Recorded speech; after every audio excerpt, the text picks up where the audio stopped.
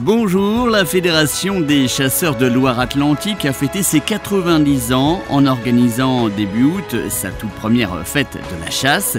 Fête organisée sur le site qui lui appartient, le Bois de la Vente à Joué-sur-Erdre.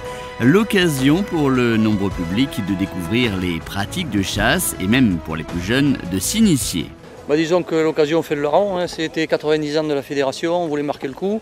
Et donc comme depuis mars on a des bâtiments qui nous permettent d'accueillir du monde et du grand public et nos chasseurs, on a décidé de tenter de faire une mini fête de la chasse sans prétention, mais réunir un peu nos adhérents, leur montrer ce qu'on avait fait sur le site et aussi accueillir du grand public pour montrer un peu, présenter la chasse, les différents modes de chasse qui se pratiquent dans le département, comme la chasse au gibier d'eau avec le rapport à l'eau, la chasse au grand gibier, la chasse sous terre et tous les modes de chasse qu'on peut faire ici, avec des associations spécialisées et quelques produits des terroirs également.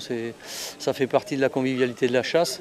Et puis également un petit côté commercial très, très léger avec des armuriers, des vêtements et un apiculteur. Tout est léger, il n'y a que des produits du terroir du département, oui, il y a des escargots, des huîtres, du sel de Guérande. Je viens d'oublier, je vais me faire engueuler, mais indépendamment de ça, c'est bien sûr le vin, j'allais oublier, le vin c'est important dans le département aussi.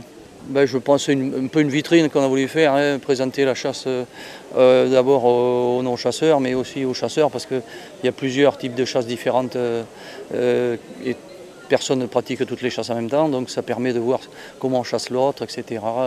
Les chasses sous terre, c'est surprenant aussi, quand on ne connaît pas, avec des chiens qui traquent le renard et le blaireau. Et donc c'est tout un amalgame de chasse, de types de chasse pratiquées sur la Loire-Atlantique. Là. Oui, aïe, aïe, aïe, aïe, aïe. Ah, ah, ah, ah,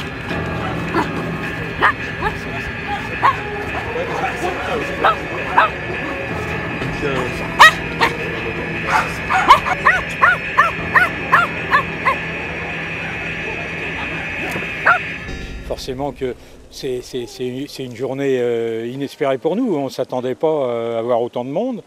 On nageait un petit peu dans l'expectative, on ne savait pas, puisque c'est la première fois qu'on l'organise en Loire-Atlantique. Mais on peut dire que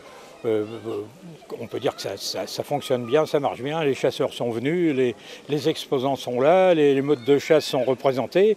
Si on renouvelle l'expérience, et je pense qu'on le fera, parce qu'on a envie de pérenniser ça forcément à l'avenir, et je pense qu'on va s'améliorer, il y aura encore davantage d'exposants et davantage de monde, parce qu'on s'y est pris un peu tard pour commencer, mais c'était aussi le but recherché, c'était de voir comment ça fonctionne, et puis voilà. La fédération, l'esprit de la fédération, c'est très familial. L'esprit du chasseur, c'est la convivialité. C'est familial, la convivialité. La chasse repose là-dessus. La chasse n'existerait pas sans la convivialité. Et c'est vrai qu'on peut être de tous bords, on peut être riche, pauvre, enfin, avoir une petite chasse, une grande chasse, une grosse chasse, enfin, chasser le petit gibier, le grand gibier. On est tous chasseurs et puis on sait se retrouver quand il faut. Aujourd'hui, on présente une exposition de trophées. C'est la première exposition de trophées officielle en Loire-Atlantique, où on a essayé de rassembler un certain nombre de trophées de chevreuils, de cerfs et quelques sangliers. Et puis on a aussi quelques espèces exotiques, on va dire pour nous ici, comme le chamois ou le mouflon, qui sont des gibiers de montagne.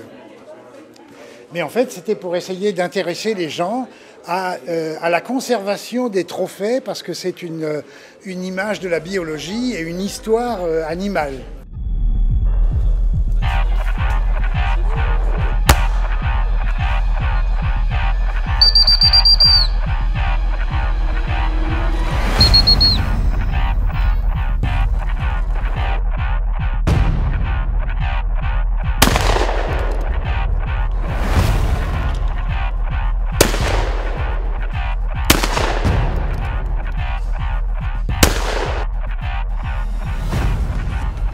Ah bah ça se passe même très bien, oui, indispensable.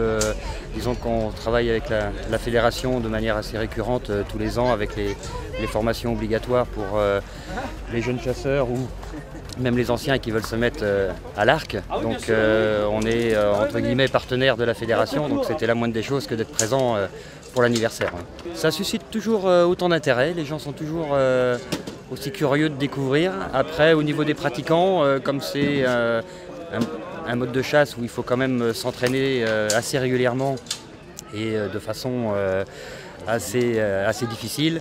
Le nombre de pratiquants n'est pas aussi important, mais il y a tous les ans des nouveaux contacts qui viennent dans l'association et qui suivent la journée de formation obligatoire. Ah, les enfants, oui, c'est les premières futures recrues. Oui, en général, je crois qu'on est tous passés par là. On a commencé par des petits arcs en noisetier avec des ficelles de bottes de foin, mais dès qu'il y a une attraction et que les arcs sont sortis, les enfants sont en première ligne. Bon. Vous serez présent l'année prochaine? Bien sûr, oui. Et les années qui suivront. Et cette première fête de la chasse s'est clôturée par un spectacle humoristique du fameux Joseph Kounias.